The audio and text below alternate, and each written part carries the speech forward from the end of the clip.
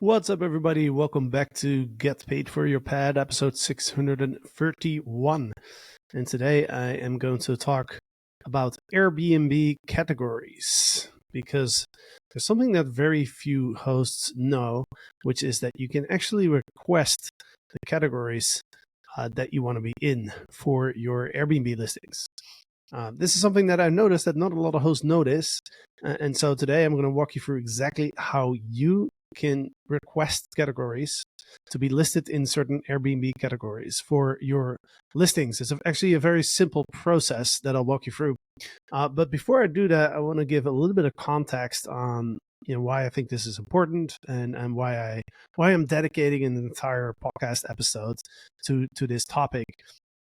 So I was at a conference last week in Miami, and one thing that we have been noticing, but that's been confirmed by a lot of companies that gather data in the STR industry, is that the gap between professional and non-professional inventory is increasing, meaning that non-professionally managed inventory in the short-term rental industry and on Airbnb, the performance of those units are decreasing, while the performance of the professional inventory is increasing in performance. So the gap is widening. The market is pretty much flat.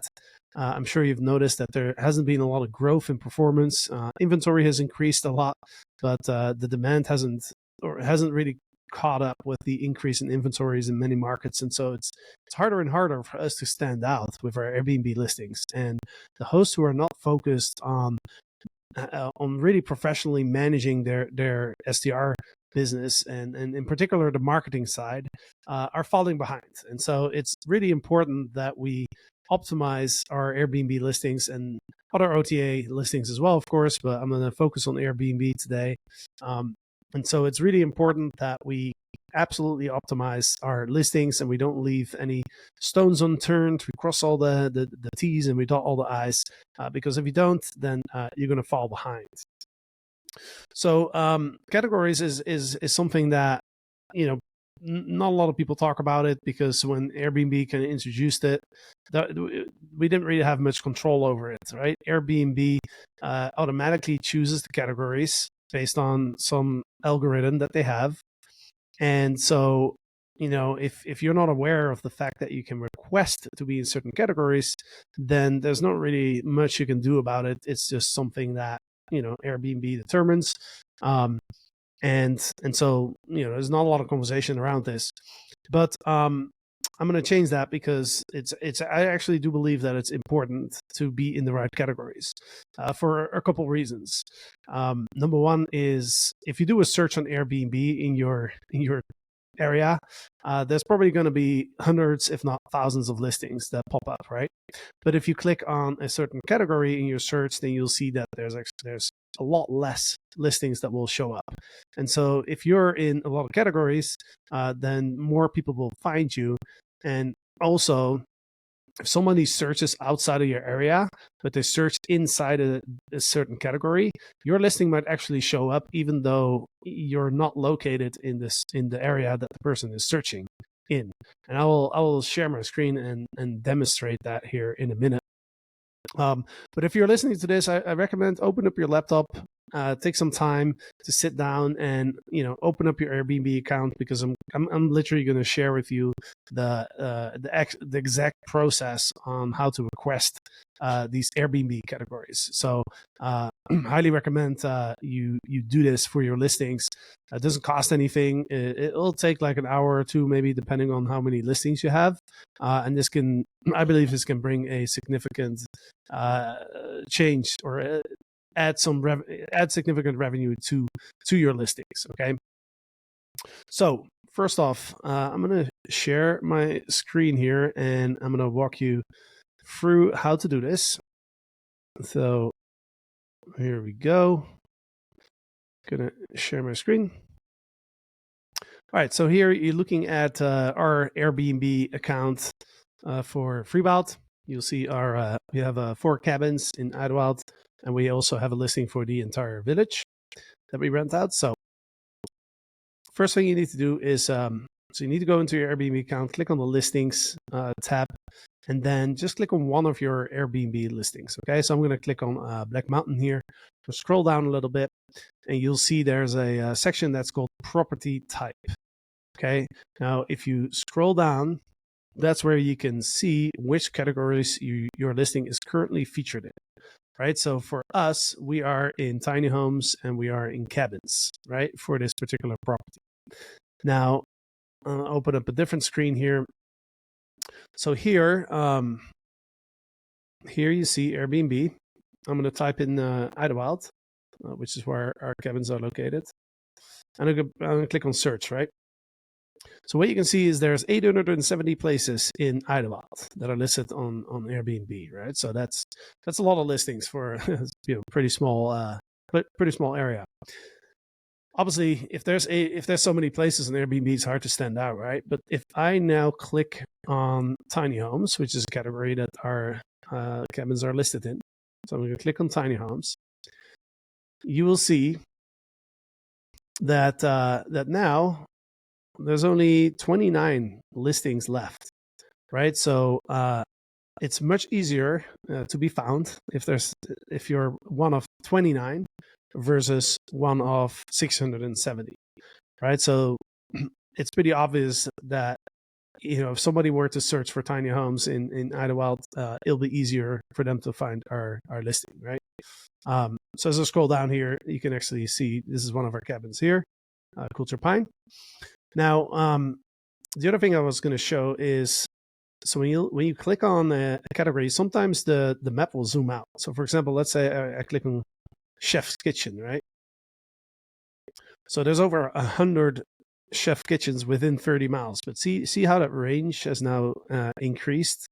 And sometimes the map will even zoom out. So if you play around with this a little bit, you'll see that. But if I go back to Idlewild, there's only 23 chef kitchens, right? But when I first clicked on it, it was showing me over 100. So it's showing me places that are actually like not in the search area. And so if somebody, let's say like somebody is searching in let's say they search in Palm Springs, right? Which is not far from Idlewild, right? So let me do a search in Palm Springs. And now I'm going to click on tiny homes. Look what happens. Like the map zooms out and you can see there's actually a listing in Idlewild. No, this is not our listing, but there is a tiny home that now pops up in the search result, right? So now if somebody is looking for a tiny home in Palm Springs, they might see this listing in Idlewild and they might actually change their plans and say, hey, you know what? Like this looks so cool. Instead of going to Palm Springs, why don't we go to Idlewild, right? So it's just another way that your listing can be found. And so those are the two main reasons that it's important to be in as many categories as possible, okay? All right, so let's go back to our listing here. So I'm going to show you how you can request these categories.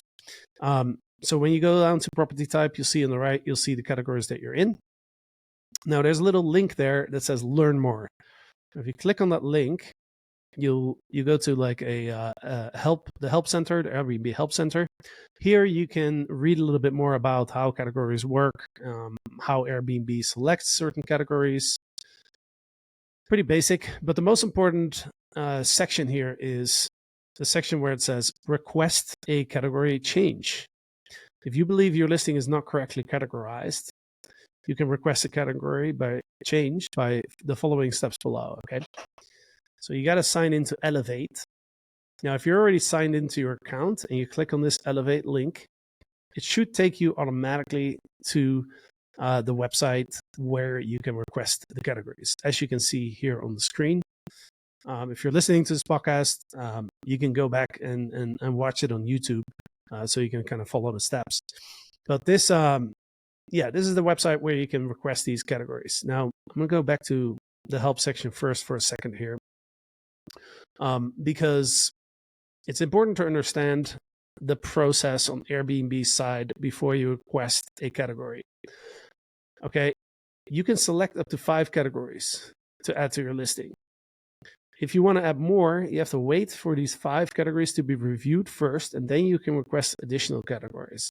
So if you think that you should be, you have more than 5 that you want to request, just request up to 5 first, and then later, after they've been reviewed and there's been a decision, then you can request more. But here's another important point. After selecting your categories, your request will be sent for review by our team. Okay, so a human being is actually going to look at this. And that's really important to know, because that person is going to decide whether to accept or reject your suggestion. So if you look at ours, for example, right, we look at Black Mountain here. We weren't in the cabins category, which is kind of strange because our houses are cabins, right? We're in the woods. We're basically cabins in the woods. But Airbnb's algorithm is not that great in selecting these categories. So a lot of the times, the categories that Airbnb puts you in are just don't make any sense. Like, for example, we were in the category lake. Well, there's really no lake anywhere near our cabins. And so we actually requested to remove that, which is something that I also highly recommend. Like, if Airbnb puts you in a category that's completely off, request to remove it. There's no point. We do want to be in as many categories as possible to maximize our exposure, but we do not want to be in a category that doesn't make any sense, because what's going to happen if somebody searches for lake and our listing pops up, they are never going to book it, right? Because they want to be in a lake, or nearby a lake, right? So it's basically, it doesn't really help, and it might even hurt, because Airbnb also tracks like how many times they show your listing and how many times people click on it and how many times people book it, and so it probably is going to have a bad effect on your conversion rate. But also, like, it doesn't really help anybody to be in a category. It doesn't help the user. It doesn't help you. It doesn't help Airbnb. It doesn't really help anybody, right? So yeah, you'll probably notice that you're in some categories that don't really make sense, and so you can remove those. And so here you can see that we requested cabins. We also requested design. They rejected that. We requested chef's kitchen, creative spaces. That was also rejected. And again, like, there's a human being who's going to look at this. And so a lot of these categories, they're kind of based up. They're up for interpretation. I mean, what's design? I mean, if you look at our listings, let me show you. I'm going to show you some pictures of our cabins here in Adelaide. I mean, we spend a lot of money on interior design, and arguably, our units are probably in the top 5, or if not top 1% of best designed units in Adelaide. So, I think we should absolutely be in the design category. But unfortunately, the person that reviewed it, doesn't agree with us. Now, that person, we don't know who that is. Like, Airbnb rep, it's probably an Airbnb rep, somebody that might not really be that knowledgeable on the topic of design. We don't know. But what we can do, and why it's important to understand this, is what we can do is we can make it as clear as possible to the person that's going to review our listing that we should be in this category. Right? So how can we do that? Well, step 1 is we need to understand what are the criteria for being in a certain category, and you can find some clues to those criteria. Like, it doesn't, Airbnb doesn't tell you on their website. At least I haven't seen it. So if you do know where I can find that, then I would love to. Please reach out to me, Jasper@freewild.com, because I haven't been able to figure that out. But what you can do is you can go back to your own listing and look at all the categories that you are already listed in, because sometimes they'll tell you what the criteria is. Like, for example, here, tiny homes, the criteria is a standalone home that's usually less than 400 square feet. Okay, so it's not a super well-defined criteria, because it says usually, so that means like not always, right? So for example, ours is actually 450, but we're still in tiny homes. But at a minimum, you can get like a clue as to like how likely it is that you'll be approved.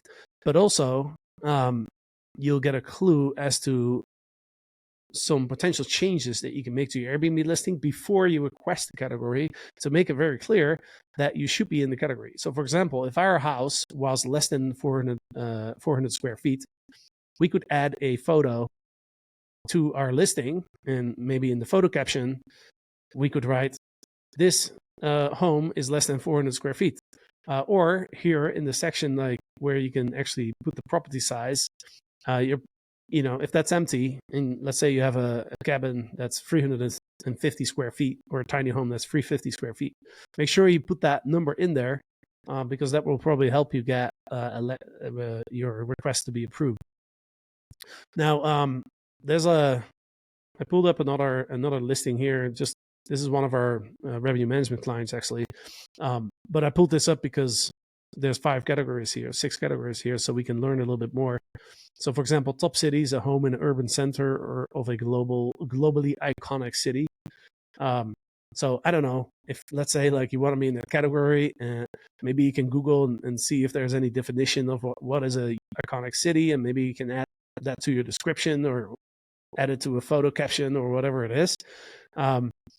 Golfing, a home located on or near a golf course. So they don't mention like a distance or something, which they do in some other cases. But if you want to be in golfing, which is probably a good category to be in, because people who golf typically are not very price sensitive. And so hosting some golfers can be very beneficial. We actually have a student who added golfing to some of their listings, and within a week they had a whole group of golf people that came to that booked their home, and at a very good price. So ski in and out is really important for if you're in a ski market. So here there's a pretty clearly defined criteria: a home within a 10-minute walk of a ski lift, gondola, or cross-country skiing area.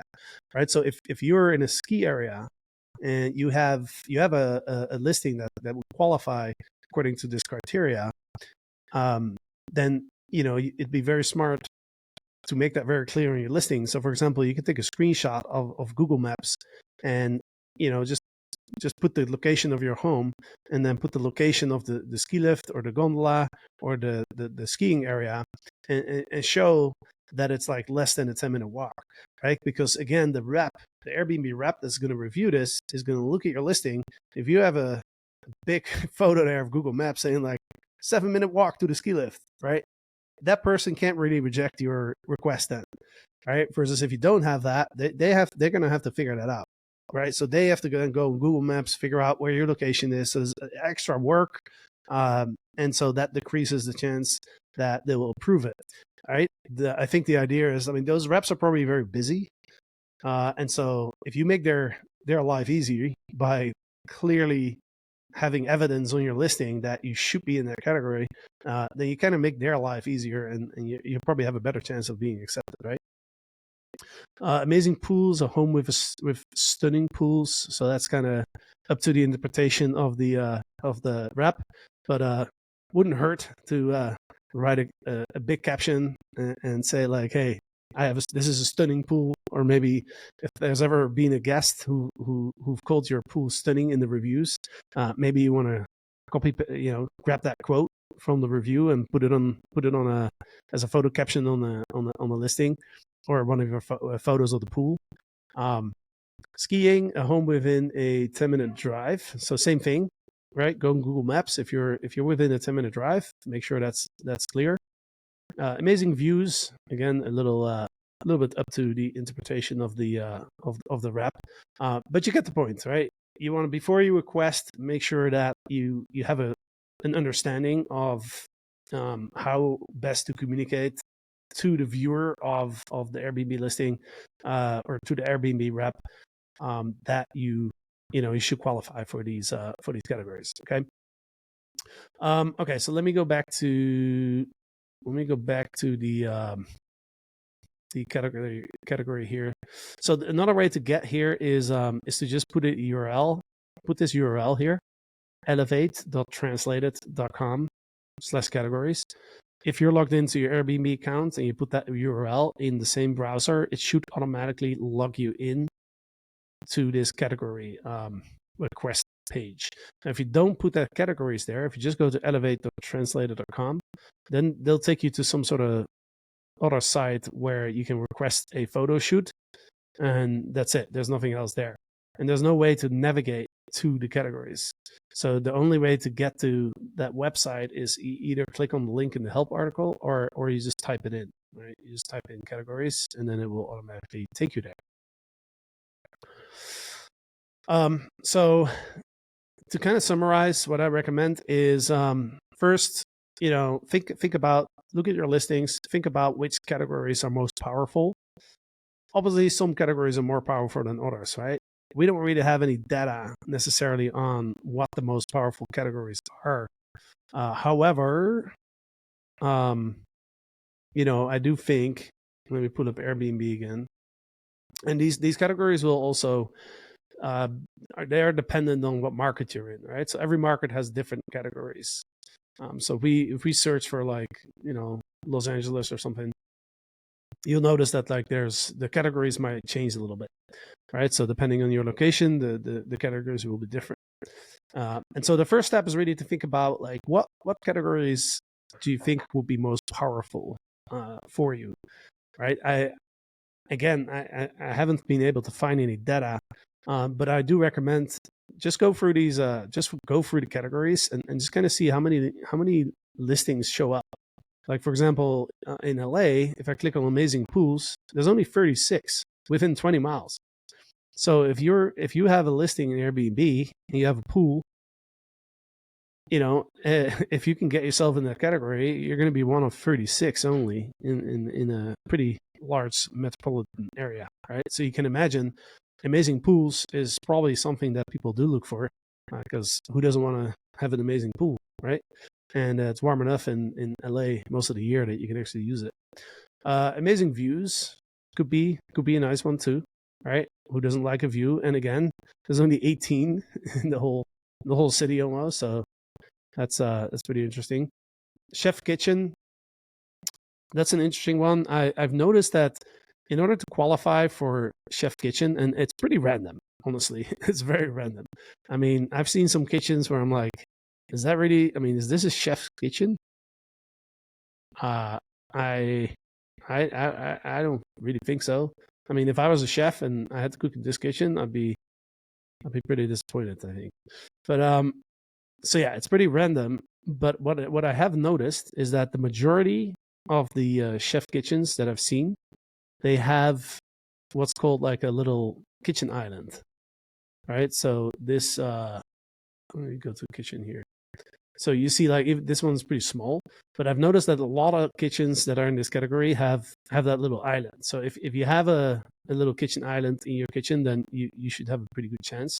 But even if you don't, if it's just your kitchen is kind of spacious and it has everything you need to cook like a pretty good meal, then you'll probably qualify.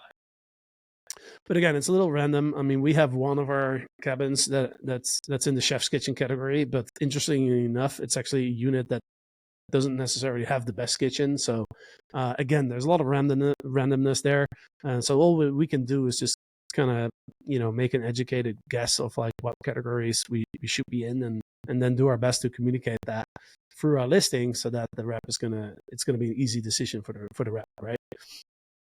So let's look at some other categories here. So, countryside, I don't know if anybody would use that. I can see people using that as chef's kitchen, right? Because if you like cooking, then having a great kitchen might be important to you, right? Beachfront, that must be a pretty popular one. Vineyards, I can see people using that. So yeah, there's a lot of different categories that you can request. So, just make an educated decision on that, and also make sure that you communicate it well through the listing. Now, going back, let me go back to the listing here for a second. So it usually takes a few weeks for the Airbnb team to get back and make a decision. They say that they'll send you an email. I haven't really seen that, but you'll be able to see the result on this page here, right? So you could see here that they completed removing countryside and lake, because that's just not relevant for us, and they added cabins. That was on May 5th, so that's a while ago that we did that. But then we requested another two like on November 22nd. So like once Airbnb has made a decision, you can go ahead and request more categories. Like we could request more categories right now. Actually, you see, if we click on this, we could go ahead and request more. Now we've already requested pretty much all the ones that are relevant to us, so it doesn't really make sense for us to keep requesting them. Or maybe it does. Who knows? Maybe if we request design again, maybe a different rep is going to look at it and maybe they'll approve it. I guess there's no harm in trying again. You'll see that some of the categories are automatically generated, and so you can't like new, for example, and there's one up here as well, accessibility. So that's auto generated, so you can request it. Awesome. So stop sharing my screen here. So yeah, this is one thing that we've learned over the last year or so as we're we're managing over 1,000 homes through a revenue management service now, and so being with so many markets and so many listings and so many hosts that we talk to, so many operators, we're just learning a lot when it comes to revenue management, when it comes to Airbnb listing optimization. I really highly recommend you spend some time on optimizing your listings, because without exception, every time I look at the least performing units in that portfolio of over 1,000 homes that we now manage, almost without exception, the bottom 10 performers are almost always, there's something missing on the Airbnb listing. It's either like the Airbnb listing is not complete, there's sections that are missing, there's captions missing. Obviously, if the photos aren't good, then that's almost like a sure way to be an underperformer. But even like small things, like just adding all the detail to the amenities, for example, that's something that a lot of people overlook. So I can show you quickly. Actually, I'm going to share my screen a little bit here again, and I'm going to share a checklist with you guys at the end of this episode, where you can kind of see what the most commonly forgotten sections are. But let me share my screen a little bit. We've got a little bit more time here so might as well. So a couple sections that people often overlook is when you go to your amenities, you'll see that when you click on edit here, you see that we can now add a lot of detail to the amenities. So for example, bed linens, you can click on the little pencil here, and you can actually like put the brand of your linens, right? So a lot of detail, and you might think, well, how important is this? Well, I do think it is important. The details matter. A couple of years ago, it was different. Okay, 2021, whatever you put on Airbnb probably go booked. Right now, different story. Okay, very, very competitive. So I do think the details do matter, actually, because you know what, somebody might be allergic to different materials, and they might be looking for cotton or different, or a certain brand or something that they know that they don't have any problems with, right? So the details matter. So I would recommend go through this list and just add as much detail as possible. All right. This is also a signal to Airbnb that you're on top of updating your listing, and we all know that helps with the search results. Okay, a couple amenities that are really important. Number one is TV and Wi-Fi. You got to make sure you have your Wi-Fi speed up there. But for TV, that's really important, because who watches TV these days? I mean, nobody, right? Everybody wants to watch Netflix and Apple TV and whatever it is. So there's a whole list of options here, and that could matter too, right? Because let's say somebody's watching a series on Hulu, whatever it is, they might be looking for that because it's easier if you have that. It's easier for them to to watch it. So it's really important to make sure that you add detail there. Things like air conditioning is also quite important, because I remember one time when I was renting out my very first listing in Amsterdam, I put that I had an AC, but it was kind of like one of those portable AC units that was so it's not like a central air conditioning. So and then somebody kind of got mad at me because they were expecting like central air conditioning or like a split type ductless system, and I didn't have that, right? So really important to add this type of detail to your listing. It'll prevent bad customer experiences, and we could do a whole podcast on that as well, because these days the getting bad reviews is a big problem, especially now, because Airbnb is focusing so much more on quality.